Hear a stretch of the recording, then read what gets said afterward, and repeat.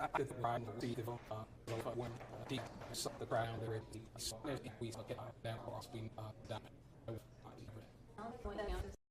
I've said previously is that Mason is just a bright star in everyone's lives.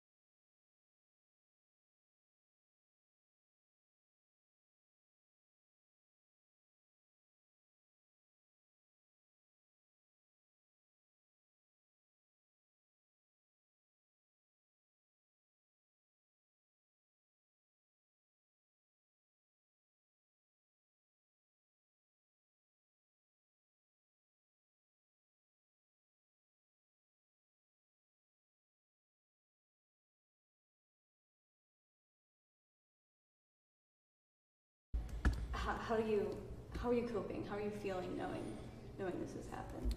Well, again, as a parent myself and knowing what Kelly invested, she gave more love than anything. And Mason was a bright and shining star. He had his whole future ahead of him.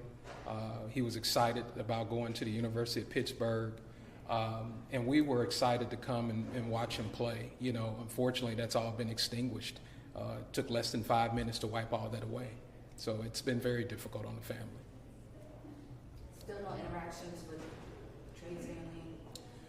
I don't think at this time, that's difficult. That's difficult to gauge. A lot of people may say it's not an appropriate time for that. I think that'll come toward the end of this whole difficult process. We still have a lot of unanswered questions, especially, a lot of people are asking the speed of the vehicle. We know that that's been a large question in people's minds. So, again, not being an attorney myself, I think we need more clarity in that area. Absolutely. Thank you. So when defense counsel, when we talked about it in advance, that was what I focused on, was wanting to make sure that he did not continue to drive. And so, do you think the judge's decision was appropriate on the bond? I mean, increasing the bond, are you okay with that? the state is very okay with that. Yeah. I guess what's sort of the next steps for you guys? I mean, is the investigation over? Is there still things to figure out, or what's going on with that? So the standard next steps in a case like this, he has counsel, so we will start preparing the discovery to give counsel everything that we have in our file, and then start working on plea negotiations. Good. I just asked about. And I just have to say that he is innocent until proven guilty. Can you just redo the question about bond and what led you to 10,000 and that you're pleased with the 50? So the primary concern of the state was that he did not have his driver's license. And so when discussing with defense counsel, that was the primary thing that we were interested in, is the defendant agreeing that he would give up his driver's license. So there is kind of a bond schedule. So with that suggestion, then the defense said the standard for a level 5 felony, which the state agreed to, the court clearly thought that it should be a higher amount, and we were perfectly fine with that. I wasn't inside the courtroom, I was outside, but was there anything, what do you want the community to know as they continue to keep up with this case? Well, first of all, we want to let everyone know that we take these kind of cases very seriously, and I hope that everyone takes a moment and a step back and a deep breath and drive carefully. There's nothing that's a rush that you need to be in such a rush that you can endanger yourself, other people on the road, the passengers in your car. And could you clarify, there was talk about a report that he was at high risk of driving. Is Is that correct, or what were they referring to in that? That was a reference to the testimony at the waiver hearing By the by the defense's expert, yes. who said he was at high risk if he drives. He had at first stated that he was at a low risk to reoffend, and then on cross-examination from the state, he acknowledged that he was at a higher risk to reoffend as it relates to driving offenses. What happens if he's caught driving? His bond would be revoked. Well, the state would notify the court and request his bond be revoked. And of course, we already know who you are, but do you mind just saying and spelling? Josh Coker, I'm the Chief Deputy, Hamilton County Prosecutor's Office. To my right is Greg Garrison, the elected prosecutor. We all know Mr. Garrett. Why did you say? I had to. Thank you so much. I flew that right in your hand. Yep, no, you're fine. Thank you. guys. Thank you guys so See much. you betcha. Let's send back the part of the interview of the question I asked where he's like, he's a shining star.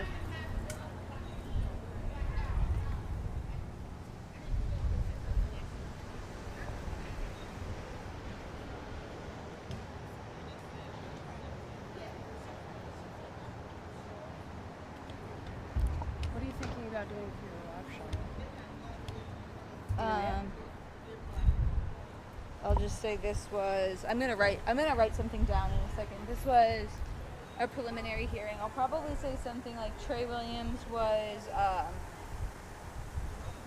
silent as he entered Hamilton County Court today. Only addressing the judge when spoken to. Or do I start with the bond? Yeah, because That's the big was deal. at 10,000 and then they upped it to 50, right? Yeah. Okay. And we're probably gonna want to just like double check those dates that I wrote down. Just 'cause, Yeah. it's never a bad idea to. I can see if it's in my case as well. Okay.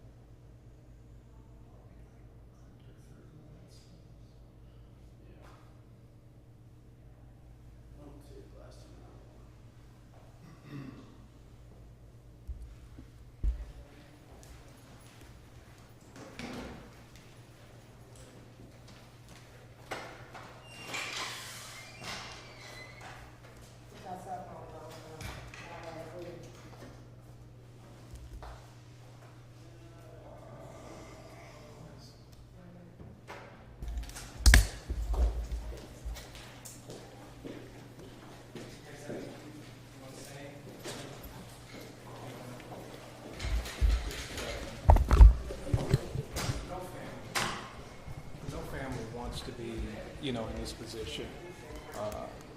Not Kelly, not our extended family, not the Williams family. Each day that we come here is somber.